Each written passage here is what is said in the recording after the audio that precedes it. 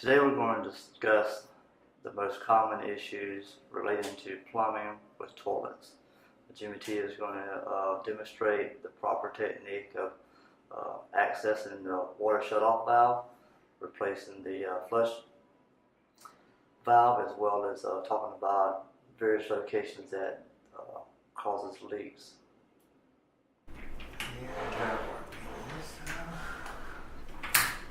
So you take a flathead screwdriver and pry the cap off. Inside you'll find a slotted screw. Turn it clockwise to close the valve. Flush the toilet once and make sure that all the water pressure is off.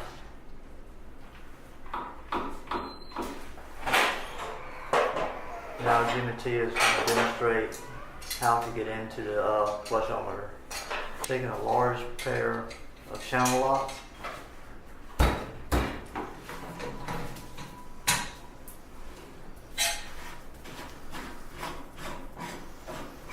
Once you remove the top cap, you'll see a plastic cap.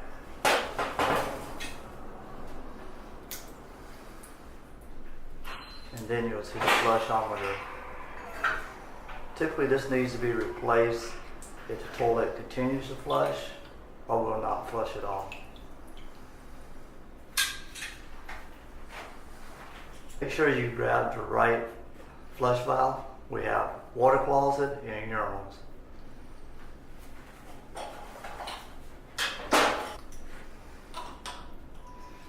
Make sure you reset it into the housing well.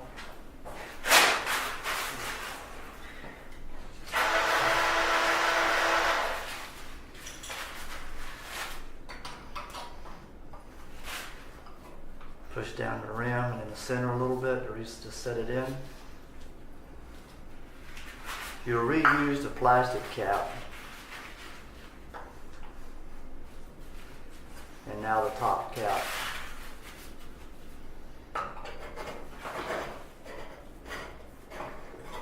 Making sure not to cross thread. Hand tight.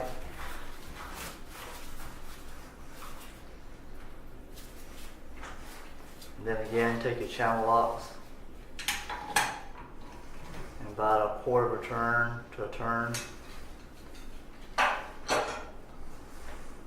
Turn the water supply back on.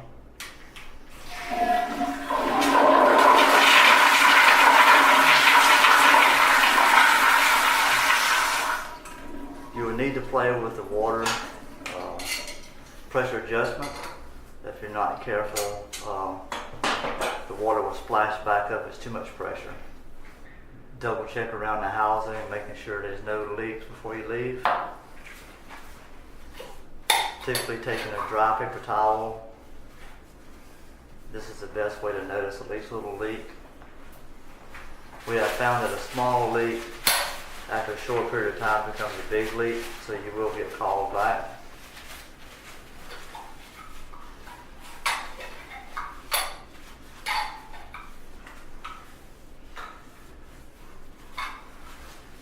And that concludes replacement of a flush valve. The next call you may get pertaining to toilets is leaking. At this time, Jimmy T is going to demonstrate the spud replacement. A lot of times that occurs, you'll come in and around the base of the toilet will be real wet.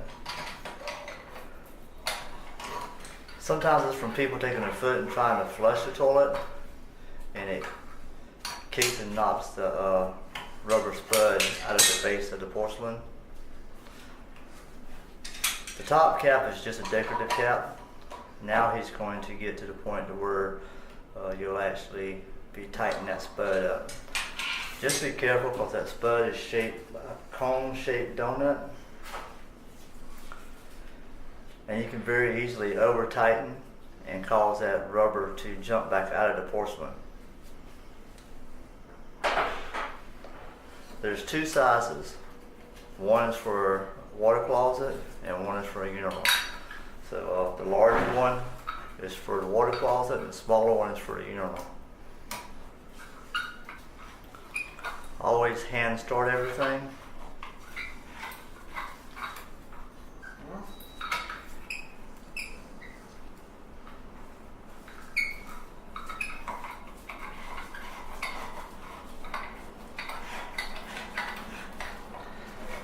So you won't cause yourself more issues by cross-threading something.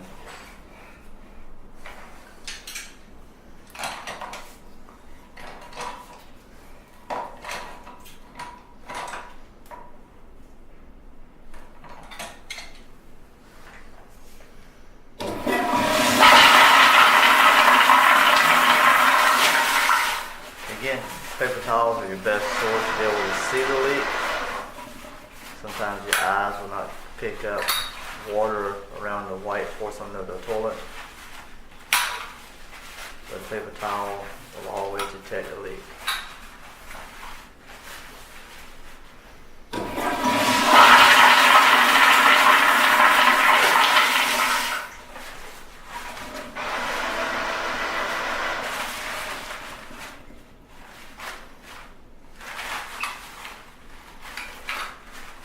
As you saw, Jimmy T took the paper towel and checked each joint and made sure that the paper towel was not wet, which would indicate even the smallest leak can become a big leak in a day or two. That concludes the replacement of the spud. The third type of call that you may receive is a clogged toilet. We have recently went around and placed what they call a trapeze, which is in the bottom of the toilet where the water and paper would exit. Be very careful when you're handling this. A lot of times it's feminine hygiene stuff that gets trapped in there, wipes, paper towels. So you always want to wear gloves, and there's a special set of needle nose pliers that enables you to reach inside and grab a little locking device to be able to pinch it and pull it out to remove the trap, feminine products as well as wipes. After removing the trapeze, you want to take the toilet auger, because after a couple of times, possibility that something could have got by the trapeze. So once you remove the trapeze, you always want to run the toilet auger in there just to make sure that you have, as you can tell, come back down, Jimmy. As you can tell, this one here does have some wipes attached to it, and the reason why it gets attached to it, there's very sharp points on that chrome piece that Jimmy T has the pliers hooked to that catches wipes, feminine hygiene products, paper towels, to keep them getting down into our sewer system, where we have to call rotor in to do a major unclog on the system.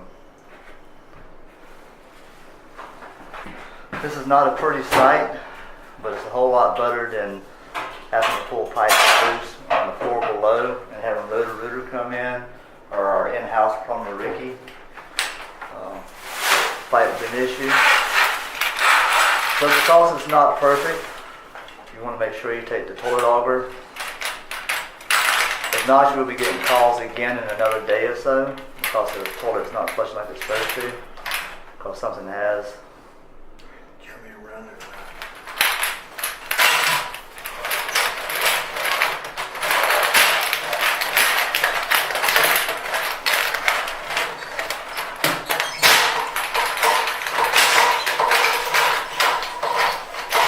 So if you're using the toilet auger, you want to kind of put a little pressure on it and turn the handle. And then you want to pull it straight up and out. You don't want to crank the handle again, because then you'll unwind whatever you was able to grab. Luckily at this time, a 3-foot toilet auger did not bring any extra products back out of the pipe that had got past the trapeze.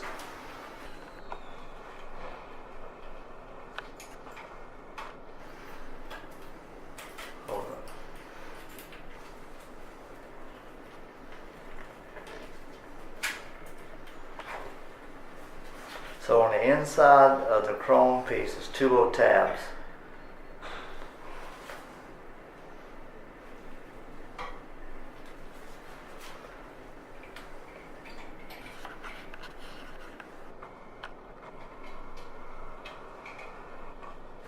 2 tabs, reinsert it back into the toilet, flushing it.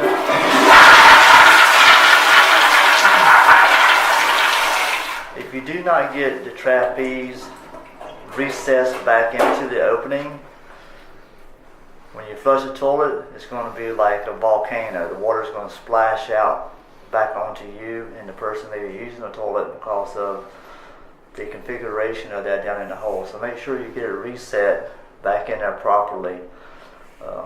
After you do it once or twice, and you'll see what and how it causes an issue. And that concludes tutorial of plumbing issues pertaining to toilets. Thank you.